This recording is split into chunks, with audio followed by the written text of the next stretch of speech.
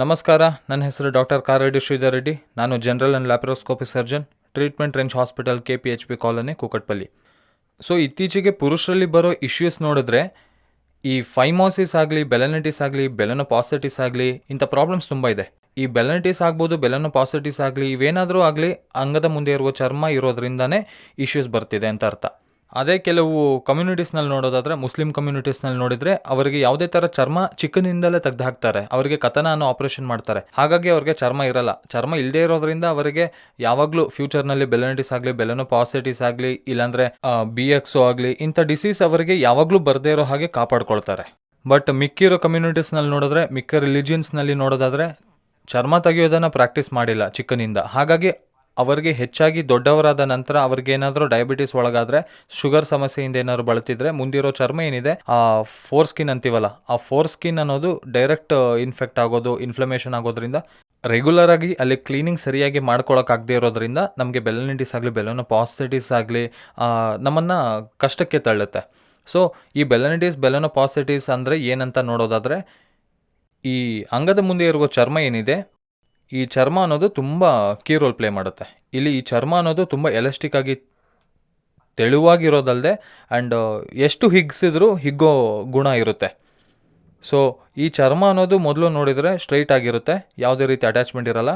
But ಕೆಳಗೆ ಮಾತ್ರ ಇಲ್ಲಿ ಅಟ್ಯಾಚ್ ಆಗಿರುತ್ತೆ. ಇದನ್ನೇ ನಾವು ಫ್ರೆನ್ಯುಲಮ್ ಅಂತ ಕರಿತೀವಿ. ಸೊ ಈ ಚರ್ಮ ಅನ್ನೋದು ಈ ರೀತಿಯಾಗಿ ಮುಂದಕ್ಕೆ ಹೋಗುತ್ತೆ. ಈ ಮುಂದೆ ಇರುವ ಪಾರ್ಟ್ಸ್ನ ಗ್ಲ್ಯಾನ್ಸ್ ಅಂತ ಕರಿತೀವಿ. ಈ ಹೆಡ್ ರೀತಿಯ ಪಾರ್ಟ್ನ ನಾವು ಗ್ಲ್ಯಾನ್ಸ್ ಅಂತೀವಿ. ಈ ಗ್ಲ್ಯಾನ್ಸ್ ಮೇಲೆ ಇರೋ ಚರ್ಮ ಏನಿದೆ ಅದು ಫ್ರೀಯಾಗಿ ಮೂವ್ ಆಗ್ತಿರಬೇಕು. ಅಂದರೆ ಮುಂದಕ್ಕೆ ಹಿಂದಕ್ಕೆ ಅನ್ನೋದು ಫ್ರೀಯಾಗಿ ಮೂವ್ ಆಗ್ತಾ ಇರಬೇಕು. ಆಗಲೇ ನಮಗೆ ಕ್ಲೀನ್ ಮಾಡ್ಕೊಳಕ್ಕಾಗಲಿ, ಇಲ್ಲಾಂದರೆ ಸಂಭೋಗಿಸಿದಾಗ ನೋವು ಆಗದಿರೋಕ್ಕೆ ಆಸ್ಪದ ಅನ್ನೋದು ಕೊಡುತ್ತೆ. ಬಟ್ ತುಂಬ ಜನಕ್ಕೆ ಏನಾಗುತ್ತೆ ಅಂದರೆ, ಅದು ಸ್ವಲ್ಪ ಟೈಟ್ ಆಗೋದ್ರಿಂದ, ಇಲ್ಲಾಂದರೆ ಹಿಡ್ಕೊಂಡಂಗಾಗಿರೋದ್ರಿಂದ ಹಿಂದಕ್ಕೆ ಹೋದ ಚರ್ಮ ಮತ್ತೆ ಮುಂದಕ್ಕೆ ಬರೋದು, ಕೆಲವರಿಗೆ ಆ ಏರಿಯಾನಲ್ಲಿ ಹಿಡ್ಕೊಂಡಂಗೆ, ಇವೆಲ್ಲ ತುಂಬ ಕಾಂಪ್ಲಿಕೇಶನ್ಸ್ ನೋಡ್ತಾ ಇರ್ತೀವಿ. ಇದನ್ನೇ ನಾವು ಫೈಮೋಸಿಸ್ ಅಂತೀವಿ.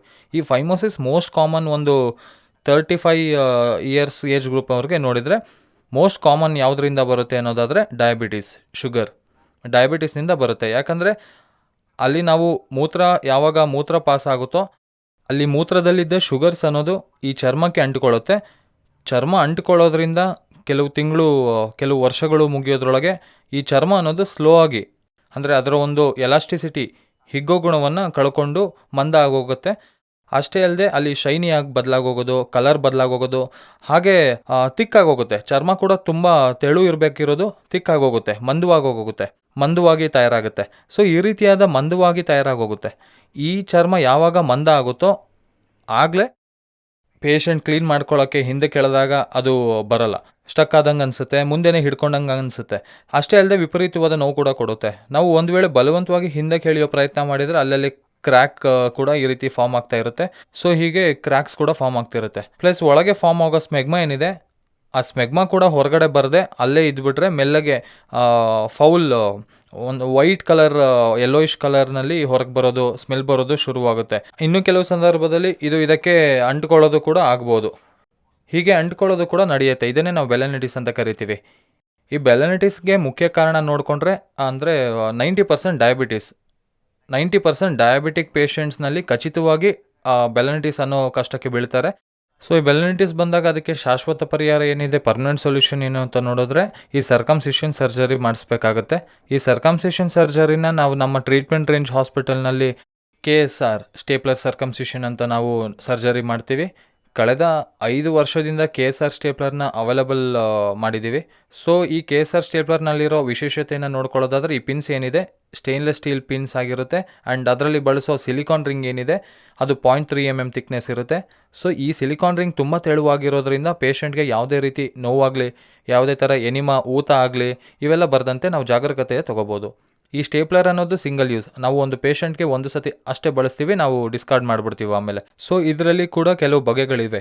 ಸ್ಟೇಪ್ಲರ್ನಲ್ಲಿ ಕೂಡ ವೈಟ್ ಕಲರ್, ಗೋಲ್ಡ್ ಕಲರ್ ಅಂತ ಇದೆ, ಬ್ಲ್ಯಾಕ್ ಕಲರ್ ಸ್ಟೇಪ್ಲರ್ ಕೂಡ ಇರುತ್ತೆ. ಕ್ವಾಲಿಟಿಗೆ ತಕ್ಕಂತೆ ನಾವು ಇದನ್ನು ಡಿಸೈನ್ ಮಾಡಿರ್ತೀವಿ. ಸೊ ವೈಟ್ ಗೋಲ್ಡ್ ಹಾಕಿಸ್ಕೊಳ್ಳೋದ್ರಿಂದ ಏನಾಗುತ್ತೆ ಅಂದರೆ ಸ್ವಲ್ಪ ಮಟ್ಟಿಗೆ ನೋವು ಅನ್ನೋದು ತುಂಬ ಕಡಿಮೆ ಇರುತ್ತೆ, ಲಿಮಿಟೆಡ್ ಪೇಯ್ನ್ ಇರುತ್ತೆ. ಆ್ಯಂಡ್ ಊತ ಅನ್ನೋದು 80% ಊತ ಬರಲ್ಲ. ಸೊ ಇಷ್ಟು ಸೈಜಸ್ ಇರುತ್ತೆ ಅಂತಾಯಿತು. ಇದರಲ್ಲಿ 18 ಅಂದರೆ 12 ಸೈಜಸ್ನಿಂದ ಸ್ಟಾರ್ಟ್ ಆಗೋಗಿ ಆಲ್ಮೋಸ್ಟ್ ಆಲ್ 36 ಸೈಜಸ್ವರೆಗೂ ಅವೈಲಬಲ್ ಇರುತ್ತೆ. ಇವು ಪೆನಿಸ್ನ ಒಂದು ವಿಡ್ತ್ನ ಹಿಡ್ಕೊಂಡು ಉದ್ದ ಆಗಲಿಕ್ಕೆ ಸರಿಯಾಗಿ ನಾವು ಸೈಜ್ ನೋಡಿಕೊಂಡು ಅಪ್ರೋಪ್ರಿಯೇಟ್ ಸೈಜ್ನ ನೋಡಿಕೊಂಡು ಆ ಸೈಜ್ ಬಳಸಿ ನಾವು ಆಪ್ರೇಷನ್ ಮಾಡ್ತೀವಿ. ಆಲ್ವೇಸ್ ನಾವು ಏನು ನೋಡ್ತೀವಿ ಅಂದರೆ ನಾವು ಮಾಡೋ ಸರ್ಜರಿನಲ್ಲಿ ಯಾವುದೇ ಥರ ಕಾಂಪ್ಲಿಕೇಶನ್ಸ್ ಬರಬಾರ್ದು ಅಂದರೆ ಆಲ್ವೇಸ್ ಒಂದು ಸೈಜ್ಗಿಂತ ಬೆಟರ್ ಸೈಜ್ ಹಾಕೋದು ಬೆಸ್ಟ್. ಅಂದರೆ ಕರೆಕ್ಟಾಗಿ ನೋಡ್ಕೊಂಡ ಮೇಲೆ ಅದಕ್ಕಿಂತ ದೊಡ್ಡ ಸೈಜಸ್ ಹಾಕೋದ್ರಿಂದ ಯಾವುದೇ ಥರ ಊತ ಬರೋಲ್ಲ, ನಾವು ಜಾಗರೂಕತೆ ಮಾಡ್ತೀವಿ. ಈ ಸಿಲಿಕಾನ್ ರಿಂಗ್ ಆಗಲಿ, ಸ್ಟೇನ್ಲೆಸ್ ಸ್ಟೀಲ್ ಪಿನ್ಸ್ ಆಗಲಿ, ಇದಕ್ಕೆ ನಮ್ಮ ಪೇಟೆಂಟ್ ರೈಟ್ಸ್ ಇದೆ. KSR ಸ್ಟೇಪ್ಲರ್ನಲ್ಲಿ ಮಾತ್ರ ಅವೈಲಬಲ್ ಇರುತ್ತೆ. ಇನ್ನು ಬೇರೆ ಯಾವ ಸ್ಟೇಪ್ಲರ್ನಲ್ಲೂ ಈ ಪಿನ್ಸ್ ಆಗಲಿ ಸಿಲಿಕಾನ್ ರಿಂಗ್ ಆಗಲಿ ಅವೈಲಬಲ್ ಇರಲ್ಲ. ಸೊ ನಾವೇನು ಮಾಡ್ತೀವಿ ಅಂದರೆ ಈ ಅಪ್ರೋಪ್ರಿಯೇಟ್ ಸೈಜ್ ನೋಡಿದ ಮೇಲೆ ಅಪ್ ಟು ಇಲ್ಲಿವರೆಗೂ ಚರ್ಮನ ತೆಗೆದು ಹಾಕ್ತೀವಿ. ಚರ್ಮನ ತೆಗೆದು ಹಾಕೋದ್ರಿಂದ ಈ ಚರ್ಮ ಅನ್ನೋದು ಎಲಾಸ್ಟಿಕ್ ಆಗಿರುತ್ತೆ. ಹಾಗಾಗಿ ನಾವು ಮೊದಲೇ ಹೇಳಿದ್ದೀನಿ, ಈ ಚರ್ಮ ಎಲಾಸ್ಟಿಕ್ ಆಗಿರುತ್ತೆ. ಹಾಗಾಗಿ ಈ ಚರ್ಮ ಹೀಗೆ ಬಂದು ಇಲ್ಲಿ ನಮಗೆ ಪಿನ್ಸ್ ಅನ್ನೋದು ಬೀಳುತ್ತೆ. ಈ ಪಿನ್ಸ್ ಅನ್ನೋದು ಇಲ್ಲಿ ಬೀಳೋದ್ರಿಂದ ಸಿಲಿಕಾನ್ ರಿಂಗ್ ಆಗಲಿ ಪಿನ್ಸ್ ಆಗಲಿ ಇಲ್ಲಿರುತ್ತೆ. ಈ ಗ್ಯಾಪ್ ಏನಿದೆ, ಈ ಗ್ಯಾಪ್ನಲ್ಲಿ ನಮಗೆ 100% ಕಾಸ್ಮೆಟಿಕ್ ರಿಸಲ್ಟ್ಸ್ ಬರೋಕ್ಕೆ ಸಾಧ್ಯ ಮಾಡುತ್ತೆ. ಸೊ ಈ ಏರಿಯಾನಲ್ಲಿ ನಾವು ಕ್ಲೀನ್ ಮಾಡಿಕೊಂಡು ಚೆನ್ನಾಗಿ ಪ್ರಾಪರಾಗಿ ಕ್ಲೀನ್ ಮಾಡಿಕೊಂಡು ಪ್ರಾಪರಾಗಿ ಎರೆಕ್ಷನ್ಸ್ ಇಲ್ದಂಗೆ ಜಾಗರೂಕತೆ ವಹಿಸಿದರೆ ಅಟ್ಲೀಸ್ಟ್ 4 to 5 ವೀಕ್ಸ್ವರೆಗೂ ಸಂಭೋಗ ಮಾಡದೆ ಎಚ್ಚರಿಕೆ ವಹಿಸಿದರೆ ಇದು ಒಂದು 8 to 10 ಡೇಸ್ನಲ್ಲಿ ನಮಗೆ ರಿಂಗ್ಸ್ ಅನ್ನೋದು ಬಿದ್ದು ಹೋಗುತ್ತೆ ಹೀಗೆ. ಆ್ಯಂಡ್ ಒನ್ಸ್ ರಿಂಗ್ ಬಿದ್ದೋಯ್ತು ಅಂದಾಗ ಚರ್ಮ ಫ್ರೀ ಆಗೋಗುತ್ತೆ. ಆ್ಯಂಡ್ ಯಾವುದೇ ಥರ ಹೊಲಿಗೆ ಕಾಣ್ದಂಗೆ ಇರುತ್ತೆ. ಆ್ಯಂಡ್ ಎನಿಮಾ ಕೂಡ ಬರಲ್ಲ. ಈ ಚರ್ಮ ಕೆಲವು ದಿನಗಳ ನಂತರ ಈ ಗ್ಲ್ಯಾನ್ಸ್ ಏನಿದೆ ಮುಂದಿನ ಭಾಗವನ್ನು ಚಿಕ್ಕದಾಗಿದ್ದಾಗ, ಅಂಗ ಚಿಕ್ಕದಾಗಿದ್ದಾಗ ಇಲ್ಲಿವರೆಗೂ ಕವರ್ ಕೂಡ ಆಗುತ್ತೆ. ಆ ಕವರ್ ಮಾಡೋದ್ರಿಂದ ಏನಂದರೆ ಈ ಫೀಲಿಂಗ್ ಇರಲ್ಲ, ಅವ್ರಿಗೆ ಚರ್ಮ ತೆಗೆದಿದ್ದೀವಿ ಅನ್ನೋ ಫೀಲಿಂಗ್ ಇರಲ್ಲ.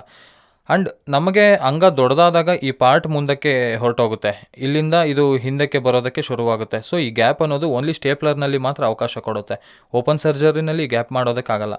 ಸೊ ಈ ರೀತಿಯಾಗಿ ನಮ್ಮದೇ ಆದ ಈ KSR ಸ್ಟೇಪ್ಲರ್ ಅನ್ನೋದು ಮಾಡಿಸ್ಕೊಳ್ಳೋದ್ರಿಂದ ನಮಗೆ ಅಡ್ವಾಂಟೇಜಸ್ ಏನಿರುತ್ತೆ ಅಂದರೆ ಕುಯ್ಯೋದು ಹೊಲಿಯೋದು ಏನೂ ಇರಲ್ಲ. ಪಿನ್ಸ್ ಕೂಡ 0.3 mm ಥಿಕ್ನೆಸ್ ಇರುತ್ತೆ ಪಿನ್ಸು.